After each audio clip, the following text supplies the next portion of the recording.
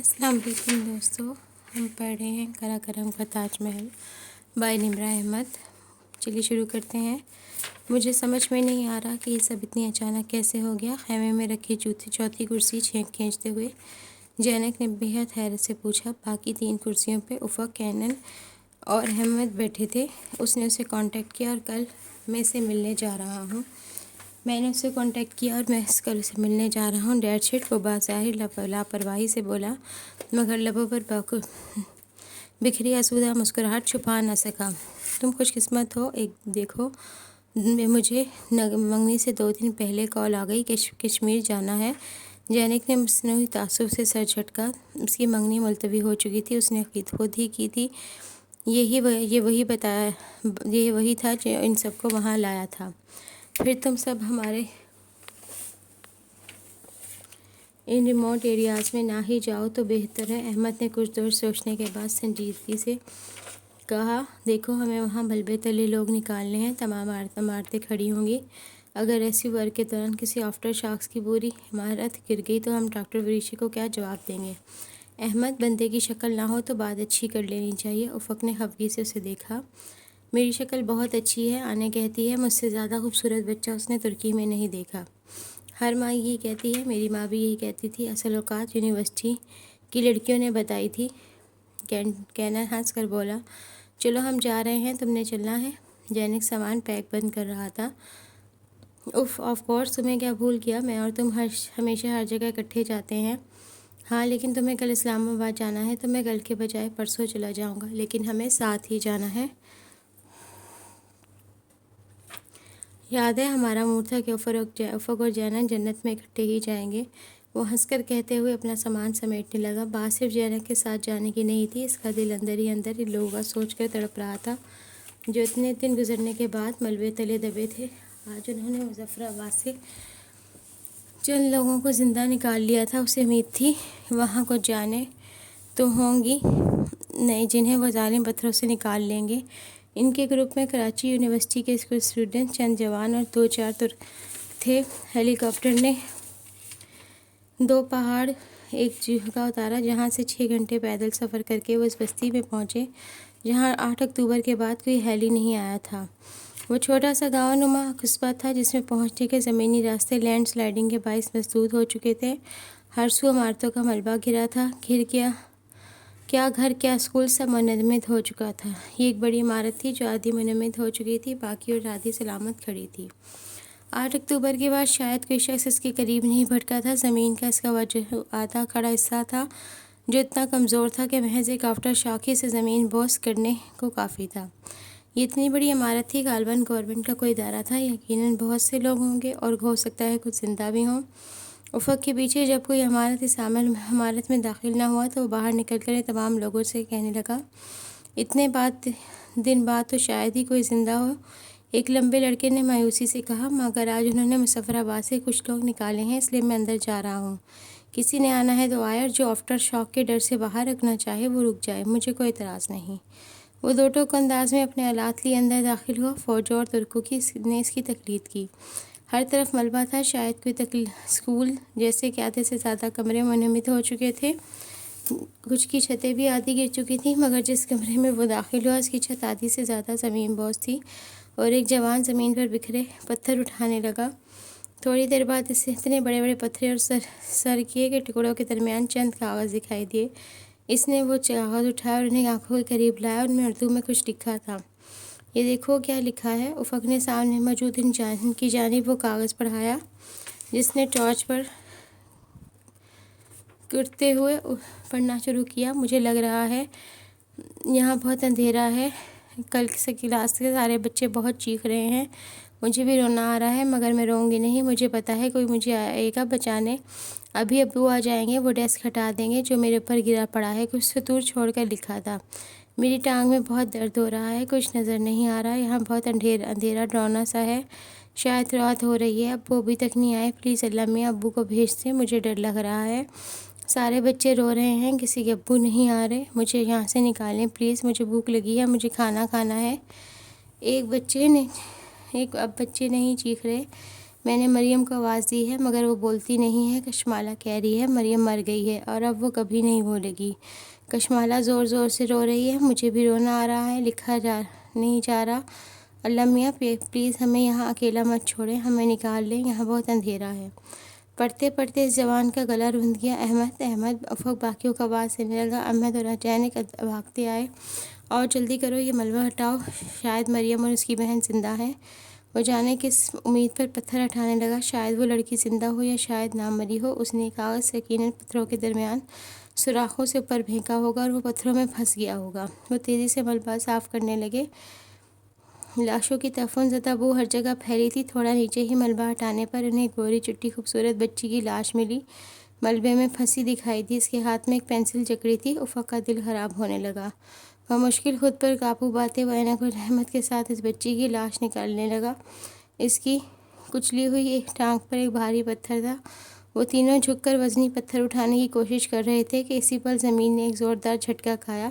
اس سے قبل کہ کوئی ان سے سیدھا ہوتا، کمرے کی آدھی کھڑی چھت زور سے ان پر آن گری۔ سر، میں نے بہت سوچ سمجھ کر فیصلہ کیا ہے، مجھے اس پر پچھتاوا نہیں ہوگا۔ اپنے استعفے پر ڈاکٹر واسطی کے تحفظات سن کر وہ اطمینان سے بولی۔ اس کے باوجود اگر آپ کبھی واپس آنا چاہیں تو ہمارے دروازے آپ کے لیے کھلے ہیں۔ شیور، مگر پتہ نہیں ہماری واپسی کب ہو، شاید میں بیرون ملک چلی جاؤں۔ اینی ویز آپ کا شکریہ سر۔ وہ اپنا استعفیٰ دے کر وہاں سے چلی آئی۔ آج اس کا پمپس میں آخری دن تھا۔ اسے کل سے وہاں نہیں آنا تھا۔ ان آخری چند گھنٹوں میں وہ تمام مریضوں کو توجہ دے رہی تھی۔ رات میں کامران ڈاکٹر کے ہمراہ ایکسیڈنٹ میں زخمی ہونے والے اس شخص کی مرہم پٹی کر رہی تھی، جس کو ابھی کچھ دیر پہلے اس نرس نے خون چڑھانے کو کہا تھا۔ بلڈ لگا دیا؟ پریشا نے قریب آتی نرس کی جانب سوالیہ نگاہ سے دیکھا۔ جی۔ او پازیٹیو لگا دیا؟ او نیگیٹو نہیں تھا؟ وہ کچھ سوچ کے پلٹی۔ نہیں، او نیگیٹو اور بی نیگیٹو دونوں بلڈ بینک سے ختم ہو چکی ہیں۔ وہ ڈاکٹر کامران کی طرف متوجہ ہوئی۔ نرس سر جھکائے وہاں سے چلی گئی۔ سسٹر، یہ انجیکشن لے آئیں، اس نمبر پر فون کر کے اس آدمی کے گھر والوں کو اطلاع دیں۔ ڈاکٹر کامران نے کاغذ پر کچھ لکھ کر سر اٹھایا۔ نرس جا چکی تھی۔ پریشا وہاں کھڑی تھی اور اس نے ان کے ہاتھ سے کاغذ لے لیا۔ فارمیسی سے انجیکشن لے کر اس نے شاور میں ڈالے۔ پھر استقبالیہ ڈیسک پر آئی۔ اس نمبر پر کال کرنی ہے۔ وہاں بیٹھی سسٹر شمائلہ کو وہ کاغذ پر لکھا نمبر دکھا کر سمجھانے لگی۔ اسی اثنا میں کسی نے پشت پر ہسپتال شیشے کا دروازہ دھکیل کر کھولا۔ نرس سے بات کرتے کرتے اس نے ایک سیکنڈ کو پلٹ کر دیکھا۔ کیمو فلاج ردی والے فوجی تیزی سے اسٹریچر اندر لا رہے تھے۔ جانے اب کس کو ملبے سے نکالا ہے؟ وہ تعصب سے ان تینوں اسٹریچرز کو دیکھنے لگی جن میں خون میں لت پت تینوں نفوس سفید پر چادر ڈالی گئی تھی۔ سفید چادریں خون سے سرخ ہو رہی تھیں۔ آگے والے اسٹریچر کو ایک فوجی دھکیل رہا تھا۔ اس نے شاید مظفر آباد میں بھی دیکھ رکھا تھا۔ سنیں، کون ہے یہ لوگ؟ وہ یوں ہی کھڑے کھڑے پوچھنے لگی۔ یہ ریسکیو کر رہے تھے، ملبے سے لوگوں کو نکال رہے تھے کہ آفٹر شاکس آیا اور ان پر چھت گر گئی۔ ہمارا ایک جوان تو وہیں شہید ہو گیا اور تینوں کو لے آئے، مگر اس کے اپنے کپڑوں پر بھی خون تھا اور وہ بکھلایا ہوا تھا۔ یہ تو بہت برا ہوا۔ خیر، اس زخمی کی طرف آگے کی راہداری میں جاؤ، وہاں ایمرجنسی ہے اور یہ جو بیچارے مر گئے ہیں۔ سسٹر اس کے قریب کھڑی نرسوں کو اشارہ کر رہی تھی۔ وہ مستعد سے باقی دونوں اسٹیجرز کی طرف لپکی اور انہیں دوسری جانب لے گئی۔ زخمی کا اسٹریچر باقی دونوں تیزی سے آگے راہداری میں دکھیلنے لگے۔ اب آپ استقبالیہ ڈیسک کی جانب بڑھی۔ اس نمبر پر فون کر کے وہ نرس کو سمجھانے لگی۔ پھر ہدایات مکمل کر کے وہ دوائیوں والا لفافہ ہاتھ میں پکڑے اس نے اپنے قدم وارڈ میں بڑھا دیے جہاں ڈاکٹر کامران انجیکشن منگوائے تھے۔ دونوں نرسیں میتوں والے اسٹریچرز لے کر ابھی اس کی طرف جا رہی تھیں۔ نرس کے قریب سے گزرتے اس نے ایک نظر مر جانے والے ریسکیو پر ڈالی جس کا چہرہ سفید چادر سے ڈھکا تھا اور اس کے سینے کے مقام پر چادر کے اندر کوئی ابھری ہوئی شے رکھی تھی۔ اسے بہت سے کام کرنے تھے، مگر یکدم اسے جیسے کوئی احساس ہوا۔ اس نے روکا اور چادر ہٹائی۔ مرنے والے کا جسم اور چہرہ خون میں لت پت تھا۔ اس کے سینے پر رکھی اس کی چیز پی کیپ تھی۔ پریشا نے کیپ اٹھائی۔ نیلی پی کیپ سرخ ہو چکی تھی۔ بیچارہ افسوس سے چھٹک کر واپس رکھنے ہی والی تھی کہ ایک دم سے دماغ نے اسے جھٹکا دیا۔ اس نے کیپ کو الٹ پلٹ کر دیکھا۔ اس لیے پچھلے حصے پر سفید رنگ سے خون کے جو باعث گلابی ہو چکا تھا، ہاتھ سے لکھا تھا ہیل ٹو طیب بردگان۔ زمین اور آسمان اس کے سامنے گھومنے لگے۔ وہ بے اختیار لڑکھڑائی۔ کیپ اس کے ہاتھ سے چھوٹ کر فرش پر گر گئی۔ وہ بے اختیار ہیل ٹو طیب بردگان، اس نے بے یقینی سے دہرایا اور تیزی سے مرنے والے کا چہرہ اپنی جانب گھمایا۔ چوڑا جبڑا، گھنگریالے بال، وہ افق نہیں تھا، حالانکہ وہ کیپ افق پہنتا تھا، مگر وہ افق کی کیپ نہیں تھی، وہ اس کے دوست جینک یقین کی تھی۔ جینک افق کے بغیر نہیں جاتا۔ احمد کا فکرہ اس کے دماغ میں گونجا۔ مرنے والا یقیناً جینک تھا، اور جینک واقعی افق کے بغیر نہیں جاتا تھا۔ اگر جینک ادھر تھا تو افق کہاں تھا؟ اس نے سر جھٹک کر سامنے دوسری نرسوں کو دیکھا جو دوسری میت والی اسٹریچر کھیل رہی تھیں۔ وہ تیزی سے اس کی جانب لپکی، پھر کانپتے ہوئے ہاتھوں سے سفید چادر کا کونا پکڑ کر چادر ہٹانے کی کوشش کی۔ وہ افق کو خون میں لت پر لاش میں نہیں دیکھ سکتی تھی۔ اس نے چادر ہٹائی، مگر اس کی لرزتی انگلیوں نے حرکت نہیں کی۔ ان میں چادر ہٹانے کی ہمت نہیں تھی۔ نرس نے کچھ سمجھ کر سفید کپڑا مرنے والے کے چہرے سے اتار دیا۔ اس کا سانس رک گیا۔ وہ افق نہیں تھا، وہ احمد تھا، احمد دوران، معصوم کیوٹ سے احمد دوران، جو بہت ہنسا کرتا تھا۔ احمد، او گاڈ! اس نے بے اختیار اس کے خون میں لت پر چہرہ تھپتھپایا۔ وہ بے جان تھا، احمد مر چکا تھا۔ اس کی گردن ایک طرف کندھے پر ڈھلک گئی۔ نہیں احمد! وہ چیخ روکنے کے اوپر ہاتھ رکھے 2 قدم پیچھے ہٹی۔ وہ کوریڈور کے دوسرے کنارے پر وہ فوجی اور وارڈ بوائے تیسرا اسٹرکچر لے کر جا رہے تھے۔ اسے یہ جاننے کی ضرورت نہیں تھی کہ تیسرا کون تھا۔ وہ بے اختیار ان کی جانب بھاگی۔ دفاعی کے لفافے کا ایک سرا اس کے ہاتھ سے نکل گیا۔ لفافہ ترچھا ہوا اور چھوٹی چھوٹی شیشیاں ایک ایک کر کے اس کے دوڑتے بد قسموں کے ساتھ چمکتی ٹائلز پر گرنے لگیں۔ شیشیاں ٹوٹنے کی چھناکے دار آواز پر کتنے ہی لوگوں نے سر اٹھا کر اسے دیکھا۔ دوڑتے ہوئے کوریڈور کے دوسرے سرے تک آئی۔ رکو! اس کی ہراساں آواز پر وہاں رکا، لپک کر اسٹریچر تک آئی اور زخمی انجینئر کا چہرہ اپنی آنکھوں میں دیکھا۔ وہ بند آنکھوں سے رک رک کر سانس لیتا۔ افق ارسلان تھا۔ افق! میرے اللہ، یہ تو بہت زخمی ہے، اسے فوراً اندر لاؤ۔ ڈاکٹر واسطی، سر پلیز اسے دیکھیں، جلدی کریں ورنہ مر جائے گا۔ کسی اور طرف متوجہ، ڈاکٹر واسطی بازو کھینچ کر وہ انہیں تک لائی۔ سر پلیز جلدی کریں، اس کا خون بہہ جا رہا ہے۔ اس کا وجود پورے سوکھے پتے کی مانند لرز رہا تھا۔ اسے ابتدائی طبی امداد دینے کے تھوڑی دیر بعد ڈاکٹر واسطی کے ساتھ کھڑی نرسیں کہنے لگیں، اس کا بلڈ بہت بہہ گیا ہے اور اس کا گروپ چیک کریں اور بلڈ کا بندوبست کریں۔ Blood group? پریشا نے چونک کر سر اٹھایا۔ مجھے پتا ہے، اس کا گروپ او نیگیٹو ہے۔ کہہ کر وہ رکی نہیں بلکہ بھاگتی ہوئی باہر آئی۔ تب اسے یاد آیا کہ بینک میں تو او نیگیٹو ختم ہو چکا ہے۔ او خدایا! وہ خون کہاں سے لائے؟ افق کو شدید خون کی ضرورت تھی، مگر وہ کہاں سے لائے؟ اس نے یاد کرنے کی کوشش کی۔ اس کے عزیز رشتہ دار کا گروپ او نیگیٹو ہے۔ تب خیال بجلی کی طرح اس کے ذہن میں کوندا۔ سیف! ہاں، سیف کا گروپ او نیگیٹو ہے۔ وہ دوڑتے ہوئے استقبالیہ کاؤنٹر تک آئی۔ نرس کسی سے فون پر بات کر رہی تھی۔ اس نے تیزی سے ریسیور جھٹکا اور کال ڈسکنیکٹ کی اور لرزتی انگلیوں سے سیف کا نمبر دبانے لگی۔ اس سے سیف کا نمبر ہی نہیں ڈائل ہو رہا تھا۔ دماغ پوری طرح معاف تھا۔ بمشکل نمبر ڈائل کیا۔ تیسری گھنٹی پر سیف نے ہیلو کہا۔ سیف، تم پلیز ادھر پمپس آ جاؤ، ایمرجنسی ہے، بلڈ چاہیے۔ کون؟ پری؟ کیا ہوا؟ امی ٹھیک ہیں؟ سیف کا ذہن فوراً ماں کی جانب گیا جو ہائی بی پی کی مریضہ تھیں۔ ہاں وہ ٹھیک ہے، مگر ایک زخمی ہے، اس کا گروپ او نیگیٹو ہے۔ اوہ، تو مریض ہے، وہ ریلیکس ہو گیا؟ ہاں، اور اس کو فوری بلڈ چاہیے۔ تو ہسپتال کے بلڈ بینک سے لے لو، زلزلے پر اتنے لوگوں نے خون دیا ہوگا۔ جو تھا وہ لگا دیا، اگر ہوتا تو تم سے نہ مانگتی۔ وہ جھنجھلا گئی۔ تم بس فوراً آ جاؤ۔ پریشے میں مصروف ہوں، ہم ٹینڈر لینے کے لیے فگرز دے رہے ہیں، میں نہیں آ سکتا۔ سیف، خدا کے لیے وہ مر جائے گا، اس کو فوری بلڈ چاہیے۔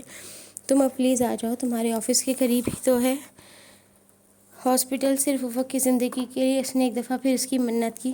میں نے کہا نا نہیں آ سکتا، سارے شہر میں خون تو نہیں ختم ہو گیا، کسی دوسرے ہاسپٹل سے رابطہ کر لو۔ وہ بیزار سا بولا، مگر ہمیں فوری چاہیے۔ یار کیا مسئلہ ہے؟ میٹنگ میں ہوں۔ اچھا، گھنٹے تک آنے کی کوشش کروں گا۔ گھنٹے تک؟ اس کے پاس گھنٹہ نہیں ہوگا سیف، وہ مر جائے گا، خدا کے لیے وہ مر جائے گا، میں تمہاری منت کرتی ہوں، پلیز آ جاؤ۔ تو میں نے تو نہیں کیا زخمیوں سے، دیکھو مجھے اس سے ہمدردی ہے، جو کوئی بھی ہے اور آ بھی جاتا، مگر اس وقت سخت مصروف ہوں، مجھے 2 کروڑ کا منافع مل رہا ہے، اس ٹینڈر سے میں کھونا نہیں چاہتا، پلیز اب مجھے تنگ مت کرو۔ وہ ریسیور پکڑے ساکت کھڑی تھی۔ بس سیف کو نہیں، سیف کو میری بات سمجھ میں نہیں آئی، ابھی میں اسے دوبارہ ایکسپلین کروں گی تو فوراً آ جائے گا۔ اس نے پھر سے سیف کا نمبر ڈائل کیا۔ اس نے پھر نمبر ملایا، مگر سیف کا موبائل آف تھا۔ پریشے نے اپنا دل ڈوبتا ہوا محسوس ہوا۔ 2 کروڑ، صرف 2 کروڑ کے نفع کے پیچھے سیف نے کسی کی جان بچانے نہیں آ سکتا۔ وہ اپنے سیر و خون میں سے 2 بوتلیں ایک زخمی کو نہیں دے سکتا۔ 2 بوتلیں 2 کروڑ۔ افق ارسلان کروڑ پاکستانی رویے سے آراستہ تھا۔ سیف کے پاس چند لمحے بھی اس شخص کی زندگی کو بچانے کے نہیں تھے جو پریشے کی پوری زندگی تھا۔ وہ آپریشن تھیٹر میں اپنی زندگی کی آخری سانس لیتا شخص اتنا بے وقت تھا۔ یا اللہ، اس نے کسی کا کیا بگاڑا تھا جو یوں بھی زخمی ہو گیا؟ اتنا اچھا انسان مر رہا ہے اور تمہارے بنائے گئے انسان اپنے نوٹ گننے میں لگے ہیں۔ کچھ کرو میرے اللہ، افق کو بچا لو۔ وہ دل ہی دل میں دعا کرتی اور استقبالیہ ڈیسک سے ہٹی اور واپس افق کے پاس آئی۔ وہ بستر پر چت لیٹا تھا، اس کی آنکھیں بند تھیں، چہرہ خون آلود خراشوں سے بھرا ہوا تھا۔ اسے آکسیجن ماسک لگا دیا۔ چند ڈاکٹر اس کے زخمی جسم پر جھکے تھے۔ بلڈ ملا؟ نہیں سر، اس نے مایوسی سے گردن میں ہلائی۔ اس کے زخم بہت شدید ہیں، اسے بلڈ مل گیا تبھی یہ شاید بچے۔ سر آپ میرا سارا خون لے لیں مگر اسے بچا لیں۔ آپ کا گروپ کیا ہے؟ او پازیٹیو۔ مگر سسٹر کہہ رہی تھی کہ مریض کا او نیگیٹو ہے، آپ کا بلڈ اسے نہیں لگ سکتا۔ ڈاکٹر پریشیا، آپ کے ڈیوٹی آورز ختم ہو چکے ہیں، آپ گھر جا کر آرام کریں۔ اس نے ٹھیک سے ان کی بات نہیں سنی اور باہر نکل آئی۔ کوریڈور میں زخمی کینن جینک کھڑا تھا۔ تمہارا بلڈ گروپ کیا ہے؟ ایک دم رک کر اس نے کینن سے پوچھا۔ Be positive. پریشیا کی آخری امید بھی دم توڑ گئی۔ وہ سب رفتاری سے وہاں سے آگے آئی۔ اسے دوسرے ہسپتالوں سے بلڈ منگوانا تھا کیونکہ یہ مشکل ہی تھا کہ بلڈ مل جاتا، مگر افق کے لیے ہر کوشش کرنی تھی۔ بیچ کوریڈور میں کسی نے روک لیا۔ ڈاکٹر پریشیا، وہ 17-18 برس کا جانی پہچانی شکل کا لڑکا تھا۔ آپ کو او نیگیٹو چاہیے؟ آپ کے فون پر ابھی کسی سے کہہ رہی تھیں میرا گروپ او نیگیٹو ہے۔ کسی نے اس کے مردہ وجود میں نئی روح پھونک دی۔ میرے ساتھ آؤ۔ وہ لڑکے کا بازو پکڑ کر کھینچتی ہوئی آپریشن تھیٹر تک لائی۔ سر بلڈ مل گیا ہے، اس کا او نیگیٹو ہے۔ آنن فانن لڑکے کو ساتھ والے بیڈ پر لٹایا، اس کی سینوں پر کی نالیاں جوڑیں۔ ایک ایک قطرہ افق کی جلد میں پیوست سوئی کے ذریعے اس کے جسم میں داخل ہوتے دیکھتی رہی۔ پلکیں نہیں جھپک رہی تھی۔ اسے لگا اگر وہ پلکیں جھپکی تو بوتل غائب ہو جائے گی، افق غائب ہو جائے گا۔ پریشیا ریلیکس کریں، گھر جا کر سو جائیں۔ آپ پچھلے کئی گھنٹے سے ڈیوٹی کر رہی ہیں اور خواہ اس فارنر کے لیے پریشان ہو رہی ہیں۔ اس کی ہیجانی کیفیت اور اضطراب دیکھ کر ڈاکٹر واسطی گرین ماسک کے پیچھے سے کہا۔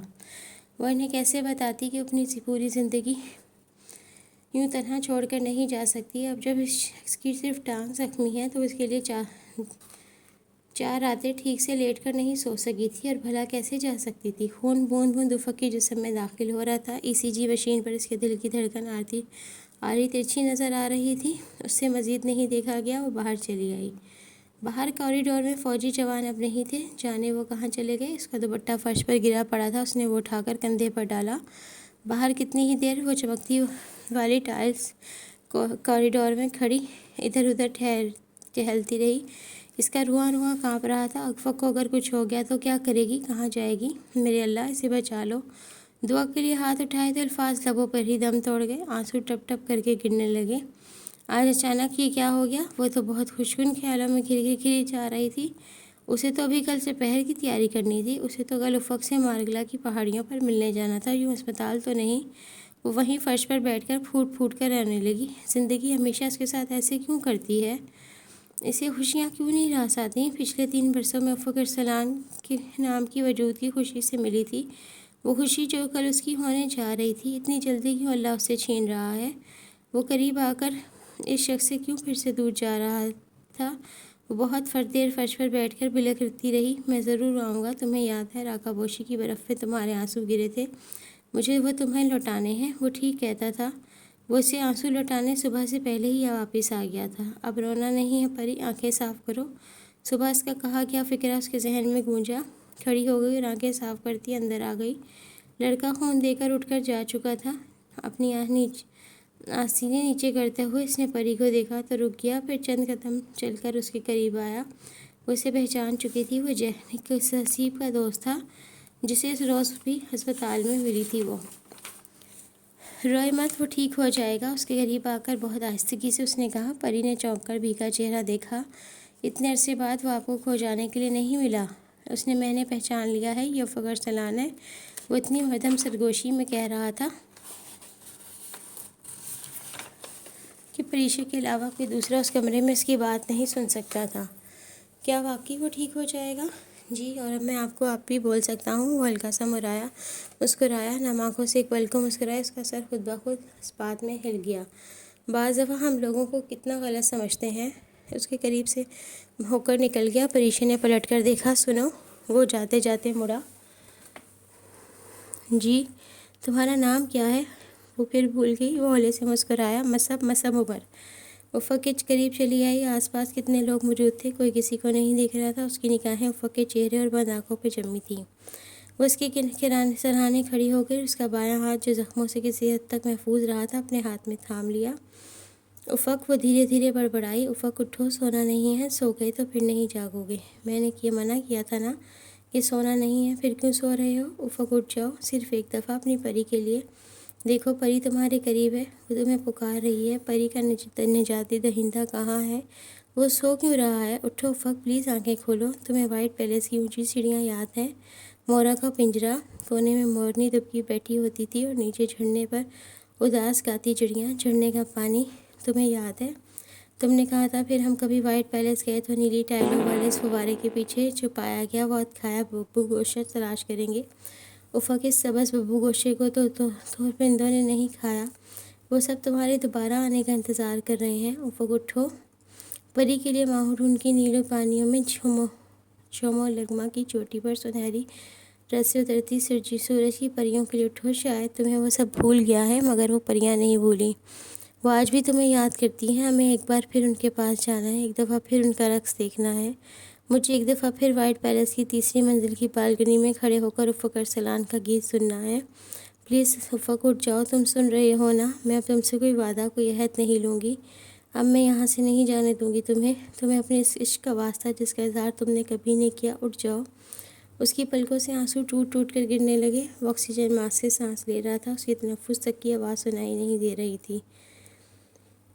وہ ان لکیروں کو دیکھتی رہی، وہ اس پہ پہاڑوں کی طرح لگ رہی تھیں، ان ظالم پہاڑوں کی طرح جو افق کی ماں کے بیٹے واپس نہیں لوٹاتے تھے۔ قراقرم اور ہمالیہ کے پہاڑ، کچھ چھوٹے تھے اور کچھ بڑے، کچھ وحشی اور کچھ قاتل، کوئی خونی اور کوئی ملکہ، سب ایک جیسے تھے، ظالم اور خوبصورت، اور بہت ظالم اور بہت خوبصورت۔ کیا تھا اس نے کیا بگاڑا تھا اس نے تمہارا؟ تم بہت ظالم ہو، انسانی خون کا خراج لیتے ہو، بہادر خون کا خراج۔ اس کے ارد گرد برف گر رہی تھی اور وہ دور دور تک پہاڑی سلسلے پر نظریں جمائے بیٹھی تھی۔ افق اس کے سامنے لیٹا تھا اور اسے کہہ رہی تھی، افق، سونا نہیں ہے، خدا کے لیے سونا نہیں ہے، ورنہ کبھی نہیں جاگو گے۔ اٹھو، بس ایک دفعہ پری کو دیکھ لو، آتے ہی ہوں گے، بس وہ بھی آ جائیں گے، ہمیں ایک اور سفید رات نہیں گزارنی پڑے گی۔ ماضی حال سب آپس میں گڈ مڈ ہو رہے تھے۔ قراقرم کے پہاڑ، اونچے نیچے سفید لکیروں کے پہاڑ اس پر ہنس رہے تھے۔ افق، اٹھو، خدا کے لیے اٹھو۔ وہ بولتا کیوں نہیں، اٹھتا کیوں نہیں؟ اسے اٹھاؤ، اتارا کوئی اٹھائے۔ میں نے راتوں کو جا کر خدا سے اس کی خیریت مانگی اور یہ بولتا نہیں، آنکھیں کھولتا نہیں۔ کیوں نہیں کھولتا؟ ایسے مت کرو پریشے، اسے اٹھائیں ڈاکٹر واسطی۔ یہ اٹھ کیوں نہیں رہا؟ اسے کہیں سونا نہیں ہے، وہ آتے ہی ہوں گے۔ میں نے ہیلی کاپٹر دیکھا ہے، مجھے آواز آ رہی ہے، اسٹارم طوفان ختم ہو چکا ہے، آسمان صاف ہے، یہ اٹھ کیوں نہیں رہا؟ اسے اٹھائیں ورنہ میرا دل پھٹ جائے گا۔ میں نے اسے دیکھنے کے لیے، وہ رونے لگی، ساتھ ساتھ اسے جھنجھوڑ رہی تھی۔ مت کرو پریشے، سے مت ہلاؤ، وہ مر جائے گا، وہ نہیں مرے گا، وہ نہیں مر سکتا۔ میں نے اپنے حصے کا گرم پانی سے دیا تھا، میں نے اسے دیکھنے کے لیے کئی دن برف میں پیدل سفر کیا، سرد راتیں کاٹی، مگر اسے گرم میں سلایا۔ 12 گھنٹے برفانی طوفان میں مرتے ہوئے آدمی کو اپنی کمر پر اٹھا کر نیچے لائی، پھر بھی آپ کہتے ہیں وہ مر جائے گا؟ اللہ ظالم نہیں ہے، وہ اسے کیوں مارے گا؟ اس نے کیا بگاڑا تھا کسی کا؟ وہ نہیں مر سکتا، افق نہیں مر سکتا، اسے اٹھاؤ، خدا را کوئی اسے اٹھائے اور کہے میری بات کا جواب دے۔ وہ نہیں مر سکتا، میں نے خون لا کر دے دیا ہے اسے، پھر کیوں مرے گا وہ زمین پر گھٹنوں کے بل اس کے گرد اپنے دونوں ہاتھوں میں تھامے پھوٹ پھوٹ کر رو رہی تھی۔ ایک دفعہ پہلے اسپتال کمرے میں جاگی تھی تو اکیلی تھی، آج پھر زندگی اسی موڑ پر آ گئی تھی، وہ پھر سے اکیلی ہونے جا رہی تھی۔ وہ اس کو چھوڑ کر جا رہا تھا، بستر پر لیٹا شخص مر رہا تھا اور اس کے لیے کچھ نہیں کر سکتی تھی۔ روتے روتے اس نے سر اٹھایا، بہت سے لوگ افق پر جھکے ہوئے تھے، کوئی اسے کمرے سے جانے کو کہہ رہا تھا، مگر وہ اسے چھوڑ کر نہیں جا سکتی تھی۔ جو ابھی کچھ دیر پہلے صدر پاکستان پہ اسٹیج پر عروہ کو بلا کر پورے پاکستان جیوے پاکستان سننے کے بعد اسے ذاتی طور پر دیا تھا، افق کچھ نہیں ہوگا، پلیز آنکھیں کھولو، مجھے چھوڑ کر مت جانا، میں مر جاؤں گی۔ وہ پھر سے اس کے سرانے کھڑی تھی۔ ڈاکٹر واسطے یہ سر بچ جائے گا نا، کچھ نہیں ہوگا۔ اس کے آنسو اسے بھیگا چہرہ دیکھ رہے تھے۔ وہ بکھری بکھری سی روتے ہوئے کہہ رہی تھی، شاید کسی ڈاکٹر نے کہا تھا۔ وہ پر یقین نہیں تھے، وہ پر امید نہیں تھے۔ افق اس کے چہرے پر جھکی۔ افق آنکھیں کھولو پلیز، وہ اسے پکار رہی تھی مگر وہ آنکھیں نہیں کھول رہا تھا۔ ECG مشین پر ابھی سیدھی لکیر نہیں آئی تھی۔ ابھی تمہارے افق، تمہارے عشق کا واسطہ ہے، آنکھیں کھول دو۔ آہستہ آہستہ، شاید دل ہی میں وہ کہہ رہی تھی۔ اسے لگا افق نے سن لیا ہے۔ بس بہت آہستہ سے اس نے آنکھیں کھولیں۔ وہ نیم غنودگی کے عالم میں تھا۔ اس کی ادھ کھلی آنکھوں میں کوئی جذبہ، کوئی تاثر، کچھ نہ تھا۔ اس نے اپنی آنکھیں بند کر لیں۔ یہ پھر سے بے ہوش ہو گیا۔ اس نے بے اختیار اس کا چہرہ تھپتھپایا مگر اس میں کوئی جنبش نہ ہوئی۔ یہ پھر کیوں نہیں آنکھیں کھول رہا؟ ریلیکس پریشے، وہ خطرے سے باہر ہے۔ پتہ نہیں کس نے کہا تھا۔ وہ تو بس بند آنکھوں سے خوف زدہ نگاہوں سے دیکھ رہی تھی۔ اسے اٹھائیں، اسے کہیں یہ آنکھیں کھولے۔ پریشے، وہ ٹھیک ہے، وہ سو رہا ہے۔ ڈاکٹر واسطے اسے شانوں سے پکڑ کر افق کے قریب سے ہٹانے لگے۔ وہ سو رہا ہے، اس نے بے یقینی سے دہرایا۔ وہ بچ جائے گا، ہاں وہ بچ جائے گا، تم باہر جا کر بیٹھو۔ مگر وہ پھر بھی اس کے سرانے کھڑی رہی۔ اس نے افق کا ہاتھ پکڑ رکھا تھا، وہ اسے چھوڑ کر نہیں جا سکتی تھی۔ ECG مشین پر ابھرتے ڈوبتے لکیروں کو دیکھتی رہی۔ وہ اب ٹھیک سے چل رہی تھی، اب انہیں سیدھی لکیر نہیں بننا تھا۔ ایک سکون اس کے رگ و پے میں اترنے لگا۔ اس کا افق زندہ تھا، وہ اسے چھوڑ کر نہیں گیا تھا، وہ اس کے قریب ہی تھا۔ اس کا ہاتھ چھوڑ کر نڈھال سی وہیں فرش پر گھٹنوں کے بل گر گئی اور کتنی ہی دیر افق کے سرانے روتی رہی۔ اسے وقت گزرنے کا پتہ بھی نہ چلا۔ اور تب اس نے ڈاکٹرز کو دیکھا، وہ افق کا بایاں پاؤں کاٹ رہے تھے۔ یہ کیا؟ وہ سانس نہیں لے سکی۔ اس کا بایاں پاؤں بری طرح کچلا گیا ہے اور وہ سب اسے بہت آرام سے کاٹ رہے تھے۔ وہ ان کے ہاتھ روکنا چاہتی تھی، ان کی منت کرنا چاہتی تھی مگر خدارا افق کا پاؤں نہ کاٹے۔ اس کا پاؤں کٹ گیا تو گھوڑا کیسے دوڑائے گا، پہاڑوں پر کیسے چڑھے گا؟ نہیں، خدا کے لیے ایسے نہ کرو، اس کا ادھورا وجود دیکھ کر مر جائے گا وہ اپنا۔ وہ انہیں روکنا چاہتی تھی مگر نہیں روک سکتی۔ باہر صبح طلوع ہو رہی تھی۔ ایک لمبی مسافت اپنے اختتام کو پہنچ گئی تھی۔ کافی دیر ہوئی، ڈاکٹرز وہاں سے جا چکے تھے۔ افق ٹھیک تھا، اس کی آکسیجن ابھی تک لگی تھی لیکن اب خطرے والی کوئی بات نہیں تھی۔ وہ اٹھ کر اس کے بستر پر بیٹھ گئی۔ وہ پرسکون سے سو رہا تھا، اس بات سے بے خبر کہ اس کا پاؤں کٹ چکا ہے۔ پریشے نے تھکی تھکی مسکراہٹ کے ساتھ اس کا چہرہ دیکھا، پھر بے اختیار اس کے ماتھے اور بالوں کو چھوا۔ اس کی موجودگی کا یقین کرنا چاہتی تھی۔ اسے یقین آ چکا تھا، میں اب تمہیں کبھی ہمالیہ اور قراقرم کے پہاڑوں میں نہیں جانے دوں گی۔ میں دنیا کے بہترین ہسپتالوں میں تمہارا علاج کرواؤں گی۔ ایک دن تم بالکل ٹھیک ہو جاؤ گے، پھر ہم ترکی جائیں گے اور ایک نئی زندگی شروع کریں گے۔ ہمیں ان پہاڑوں کی ظالم شکل اب نہیں دیکھنی۔ ان پہاڑوں نے احمد کو، ارسا کو اور جینک کو ہم سے چھین لیا، اب ہم واپس نہیں آئیں گے۔ مجھے ہمالیہ کی عظیم چوٹیوں کی قسم ہے، میں تمہیں کبھی ادھر نہیں آنے دوں گی۔ اس نے افق کی ایک طرف رکھی جیکٹ کی جیب سے وہ نیلا اور سبز دو رنگا پتھر نکالا جن کے درمیان لکیر پڑی تھی۔ وہ پتھر دیکھ کر اداسی سے مسکرا دی۔ اسے بہت کچھ یاد آیا۔ وہ جانتی تھی وہ اب کبھی گھوڑا نہیں دوڑا سکے گا، وہ اب کبھی گھوڑوں کا سفر نہیں کر سکے گا۔ پھر بھی وہ خوش تھی، پرسکون تھی۔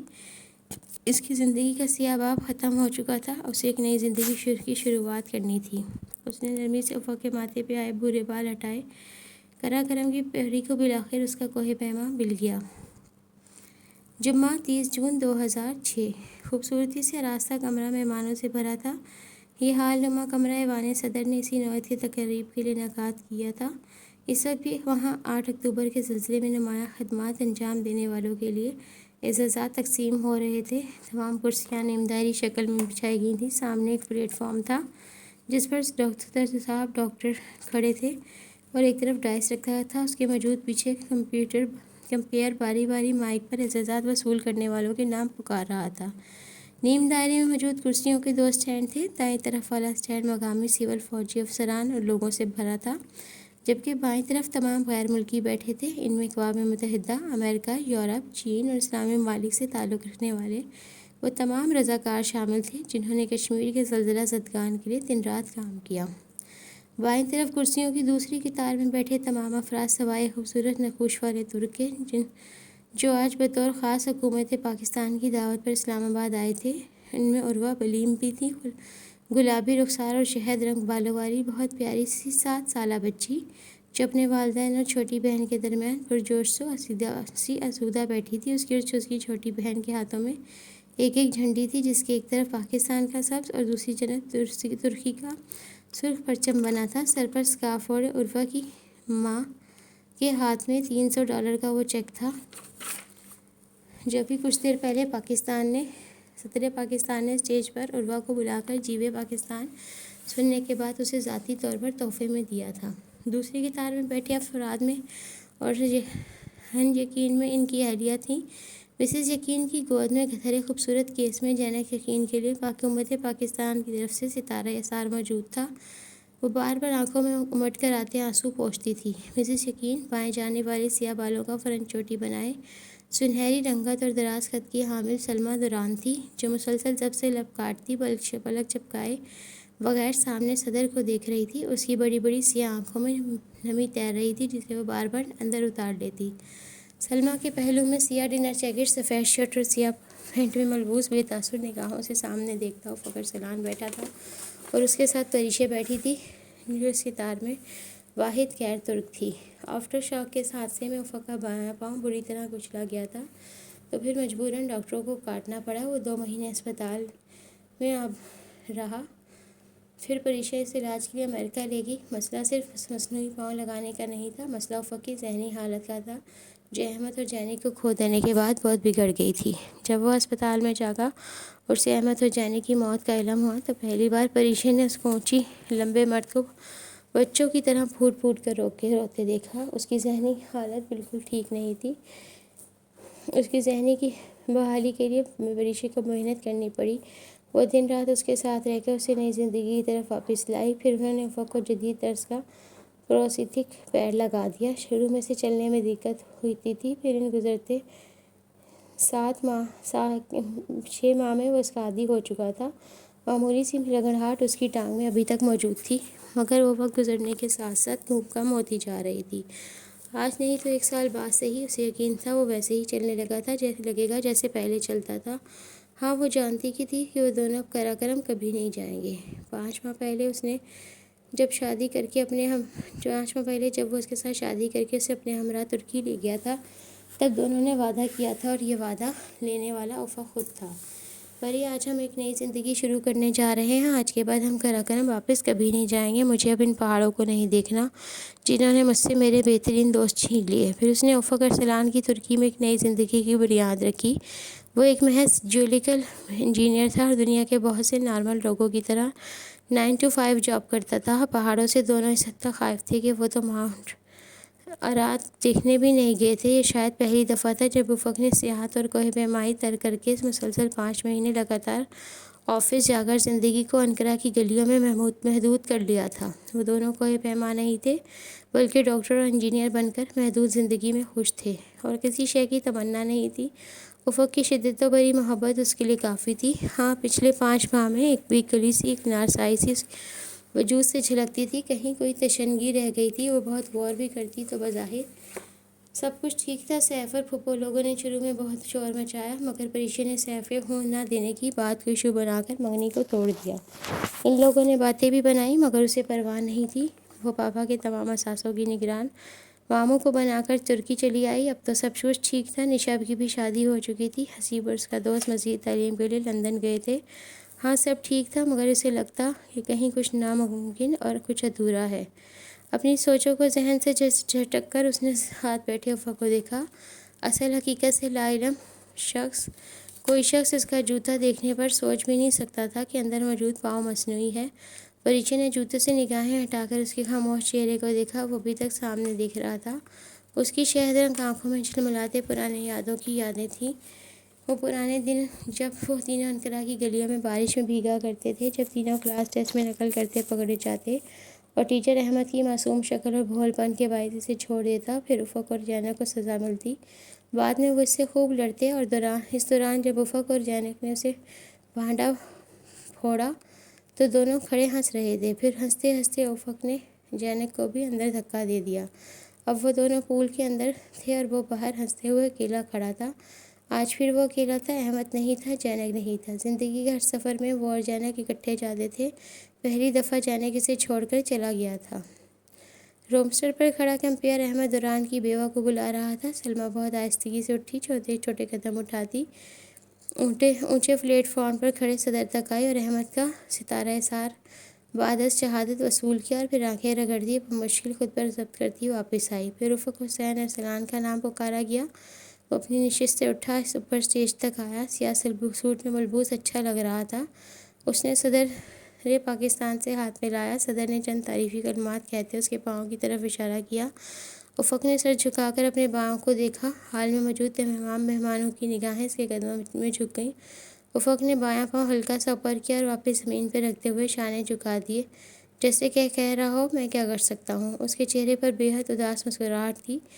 پورا حال تالیوں سے گونج اٹھا۔ صدر افق کے کوٹ پہ ستارہ سار لگا رہے تھے اور تمام سامعین حاضرین اپنی نشستوں پہ کھڑے ہو کر ایک بہادر ترک کے لیے تالیاں بجا رہے تھے۔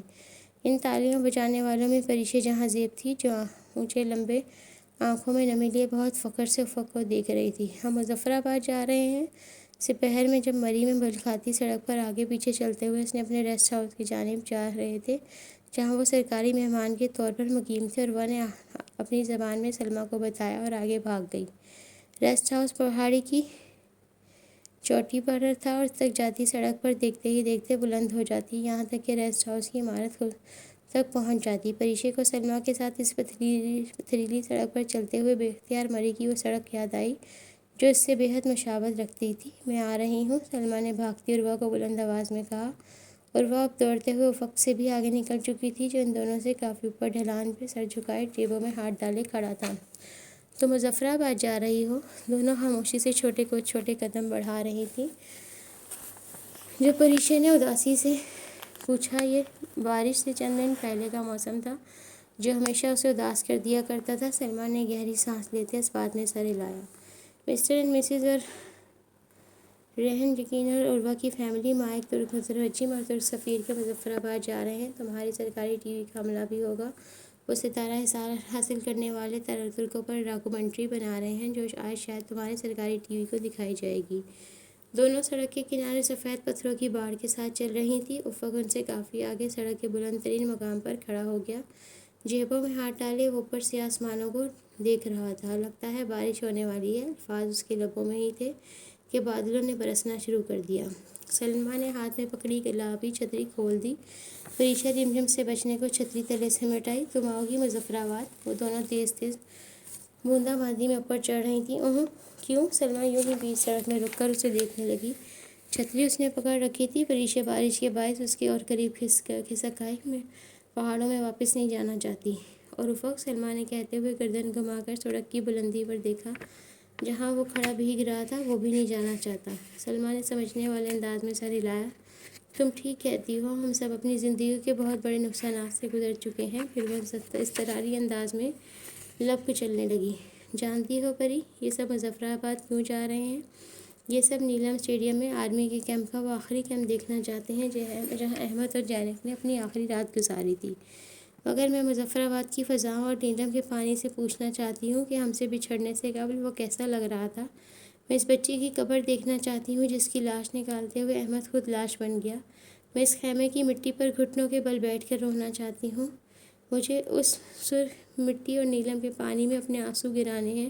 چھتری ابھی تک ان کے سروں پر تنی تھی مگر سلمیٰ کا چہرہ بھیگ چکا تھا۔ افق، جینب، کینن سمیت احمد کو جاننے والا ہر شخص کہا کرتا تھا کہ وہ شکل سے معصوم لگتا ہے، اندر سے بہت خبیث ہے۔ مگر تمہیں بتاؤں پریشے، میں نے اس کے ساتھ 8 سال گزارے ہیں۔ وہ شخص اندر سے بھی بچوں کی طرح معصوم تھا۔ وہ چہرہ ہاتھوں میں چھپا کر پھوٹ پھوٹ کر رہت رونے لگی۔ چھتری اس کے ہاتھ سے پھسلنے لگی تو پریشے نے فوراً چھتری تھام لی۔ میں چلتی ہوں۔ کچھ دیر بعد اس نے چہرہ صاف کیا۔ تجھے آخری بار ہمالیہ کے آسمان تلے رونا ہے۔ ان تمام دوستوں کے لیے جو چوٹیوں سے لوٹ کر نہیں آئے، احمد دوران کے لیے، ارسا بخاری کے لیے، زینب یقین کے لیے، آج آخری دفعہ رو لو، پھر ان ظالم پہاڑوں میں کبھی نہیں آئیں گے۔ آج شام اپنا ماضی یہاں دفن کر جائیں گے۔ سلمیٰ کے لبوں پر زخمی مسکراہٹ بکھر گئی۔ میں کوشش کروں گی۔ پھر وہ گردن گھما کر دور افق کو دیکھنے لگی جس کا کوٹ مکمل طور پر بھیگ چکا تھا۔ افق، سلمیٰ نے پکارا۔ بارش تیز ہو گئی تھی، ہوائیں زور سے چل رہی تھیں۔ افق، سلمیٰ نے پھر آواز دی۔ افق نے گردن ترچھی کر کے نیچے دونوں کو دیکھا، پھر جیبوں میں ہاتھ ڈالے ڈھلان سے اترنے لگا۔ بارش کے باعث آواز اس تک دیر سے پہنچی تھی۔ تم بارش میں کیوں بھیگ رہے ہو؟ چلو چھتری کے نیچے آؤ۔ وہ مکمل طور پر بھیگ چکا تھا، بھورے بال ماتھے پر چپکے تھے۔ سلمیٰ کی بات پر وہ ہولے سے مسکرا کر چھتری تلے آیا اور پریشا کے ہاتھ سے لے لی۔ میں چلتی ہوں۔ سلمیٰ چھتری سے نکل کر برستی بارش پہ اوپر چڑھنے لگی۔ دونوں چھتری تلے کھڑے خاموشی سے موسلا دھار بارش میں سے اوپر جاتے دیکھتے رہے۔ جب وہ نگاہوں سے اوجھل ہو گئی تو افق نے پکارا۔ افق نے چہرہ اس کی طرف دیکھا۔ اب تم 20 سال بعد اپنے سفر نامے میں یہ لکھ سکتے ہو کہ جب تم اسلامی دنیا کے سب سے طاقتور ملک گئے تو اس کے بادشاہ نے تمہاری خوب آؤ بھگت کی، وغیرہ وغیرہ۔ وہ دھیرے سے مسکرایا اور گردن گھما کر دور دور تک پھیلی مارگلا کی پہاڑیوں کو دیکھنے لگا۔ پریشا کی نگاہوں کے تعاقب میں ان پہاڑی سلسلوں کو دیکھا۔ ان پہاڑوں سے دور، بہت دور ہمالیہ، ہندوکش اور قراقرم کے پہاڑ شروع ہوتے تھے۔ وہ انہیں وہاں سے نظر نہ آنے کے باوجود دیکھ سکتی تھی۔ وہ ان میں پھیلی دلکش وادیوں کو بھی دیکھ سکتی تھی جہاں وائٹ پیلس کی سیڑھیوں کے ساتھ نصب پنجرے میں مقید موروں کا جوڑا اس ترک گیت کو یاد کرتا تھا جو کبھی ایک شہد رنگ آنکھوں والے سیاح نے انہیں سنایا تھا۔ ماہو ڈھونڈ کے کنارے اگا سبزہ آج بھی اس گھوڑے کو یاد کرتا تھا۔ قراقرم پہ جہاں پر ایک پری اتری تھی، وہاں دور دور تک پھیلے پہاڑ تھے، پراسرار سیاہ پہاڑ جو اپنے ظالم چہروں پر سفید چادر کی بکل مارے اپنے اندر ہزاروں راز دفن کیے بہت تمکنن سے کئی صدیوں سے زمین پر سر اٹھائے کھڑے تھے۔ ان تمام پہاڑوں کے بیچ ایک ایسا پہاڑ بھی تھا جس کی برف آج تک نہیں پگھلی تھی۔ وہ آج بھی بہت غرور سے، تمسخر سے دونوں دنیا والوں کو دیکھ رہا تھا۔ لوگ اس پہاڑ کو کئی ناموں سے پکارتے ہیں: راکا پوشی، دا شائننگ وال، دمانی، دا مدر آف مسٹ، پربتوں کی دیوی، قراقرم کا تاج محل۔ اس پہاڑ کا NW رج آج تک ناقابل تسخیر تھا۔ اسے 2005 کے بعد کسی نے سر کرنے کی کوشش نہیں کی تھی۔ اس نے گردن پھیر کر افق کو دیکھا۔ وہ کسی گہری سوچ میں گم تھا۔ افق حسین ارسلان، ستارہ اسرار، آپ کیا سوچ رہے ہیں؟ اس کے انداز تخاطب پر وہ دھیرے سے ہنس دیا۔ مجھے کافی عرصے سے اپنی زندگی میں ایک ادھورا پن محسوس ہوتا ہے۔ آج مجھے اس ادھورے پن کا راز مل گیا۔ پری، وہ دونوں ابھی تک تیز بارش میں چلتی چھتری تلے کھڑے تھے۔ ابھی تم سلمیٰ کو کہہ رہی تھی ہم لوگ اب کبھی پہاڑوں پر نہیں جائیں گے، کہتے کہتے رک گیا اور پریشا کو علم تھا کہ آگے کیا کہنے لگا ہے۔ وہ وہی کہنے والا تھا جس کا ادراک اس پر بالکل ابھی ہوا تھا۔